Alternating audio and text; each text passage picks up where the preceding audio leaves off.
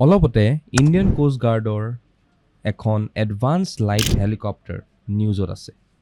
ইয়াৰ main কাৰণটোৱে হ'ল যে এই হেলিকপ্টাৰখনে এটা ইমাৰ্জেঞ্চি লেণ্ডিং কৰিবলগীয়া হ'ল because it has received a news from the master of the vessel Harilila য'ত এজন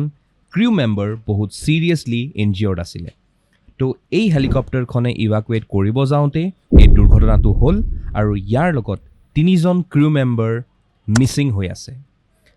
ৰিচেণ্ট নিউজৰ মতে দুজনক বিচাৰি পোৱা গৈছে অলৰেডি আৰু এজনক এতিয়াও বিচাৰি পোৱা হোৱা নাই it shows about the ill-fated